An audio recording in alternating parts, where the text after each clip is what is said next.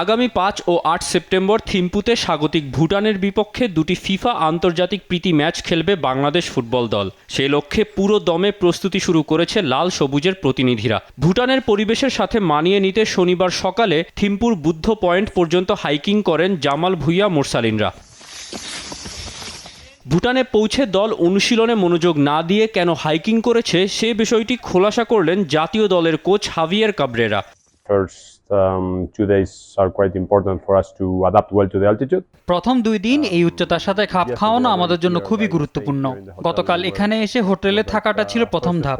আজ আমরা যে হাইকিং করলাম তাতে খেলোয়াড়দের কার্ডিও ব্যায়াম হয়েছে, যা তাদের ফুসফুসের অক্সিজেন ধারণ ক্ষমতা বৃদ্ধি করবে। খুবই সুন্দর পরিবেশ ছিল। এটা অনুশীলনের চেয়েও বেশি কিছু ছিল। আমরা সবাই বেশ উপভোগ করেছি। সবুজ উঁচু পাহাড়, সাথে নির্মল হাওয়া। থিম্পুতে দলের সাথে এমন অভিজ্ঞতা পেয়ে আনন্দিত রাকিব হোসেন ও বিশ্বনাথ ঘোষ। আমার লাইফে সবচেয়ে বড় একটা এক্সপিরিয়েন্স, যে হাইকিং কখনো করিনি, আজকে সেটা হয়েছে বা সেটা করছি। প্রত্যেকটা প্লেয়ার বা আমরা সবাই অনেক মজা করছি এখানে। মানে যে আমাদের যে এক্সপিরিয়েন্সটা হয়েছে, তো এটাতে খুব এনজয় করছি। আজকে যে হাইকিংটা, এটা অনেক এনজয় করছি আমরা। তো ওভারঅল সবকিছু মিলিয়ে ভালোই ছিল সবকিছু। খুব ভালো লাগছে, কারণ আমরা ফুল টিম একসাথে পাহাড়ে হাইকিং করছি। তো একটু কষ্ট হয়েছে সবারই, কারণ এখানে আবহাওয়াটা একটু আলাদা আমাদের দেশের থেকে। একটু গরম এবং হালকা ঠান্ডাও আছে, তো খুব একটু কষ্ট হয়েছে, কিন্তু আমরা সবাই আস্তে আস্তে মানায় নেওয়ার চেষ্টা করতেছি ওয়েদারের সাথে, কারণ আমাদের সামনে খেলা আছে, ইম্পর্টেন্ট ম্যাচ আমাদের অনেক। তো আমরা এটা নিয়ে তো যতবার আগে আমরা আবহাওয়ার সাথে ম্যাচ করতে পারবো, তো আমাদের জন্য এটা ভালো হবে আর কি। নামে মাত্র প্রীতি ম্যাচ হলেও জয়ের জন্য মরিয়া জামাল ভুঁইয়ার দল, কেননা ম্যাচ দুটি জিতলে বাংলাদেশের ফিফা র্যাঙ্কিংয়ে উন্নতি ঘটবে, আর তাতে আসন্ন এএফসি এশিয়ান কাপের কোয়ালিফায়ারেও কঠিন প্রতিপক্ষ এড়াতে পারবে লাল সবুজের প্রতিনিধিরা। ভুটান অনেক শক্তিশালী দল, তো আমরা অনেক কাজ করছি ওদেরকে নিয়ে ঢাকাতে।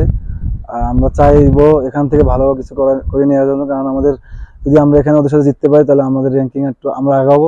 তো আমরা এটা এফসির জন্য, সামনে এফসি এশিয়ান কাপ আছে, তো আমাদের জন্য ভালো হবে। আমরা চাই দুটো ম্যাচই ওদের সাথে ভালো ফুটবল খেলতে এবং জিততে আর কি। গেল দিন ভুটানের রাজধানী থিম্পুতে পাড়ি জমায় হাভিয়ের কাবরেরার শিষ্যরা। প্রথম দিনে বিশ্রামের শেষে পরদিনই হাইকিং। ফুটবলারদের মানসিক স্বস্তি জুগিয়ে নির্ভর রেখে তাদের থেকে সেরাটা বের করে আনতেই হয়তো কোচের এমন দারুণ সিদ্ধান্ত। ভিডিও বার্তায় জানিয়েছেন বাকি প্রস্তুতির কার্যক্রম। ভুটানের উচ্চতার সাথে আর্টিফিশিয়াল টার্ফের সাথেও মানিয়ে নিতে অনুশীলন করবে মিরাজুল রাহুলরা। রিকভারির জন্য থাকছে swimming session. From tomorrow we start with normal training, like normal. আগামীকাল থেকে আমরা মাঠে ফুটবল অনুশীলন করব। ভূপৃষ্ঠ থেকে উচ্চতার সাথে এখানে কৃত্রিম মাঠেও মানিয়ে নেওয়ার কাজটা করতে হবে আমাদের।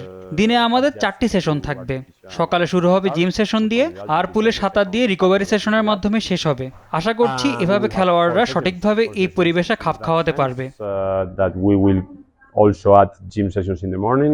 Mohammad Tousiful Hasan, sports desk, Desh TV.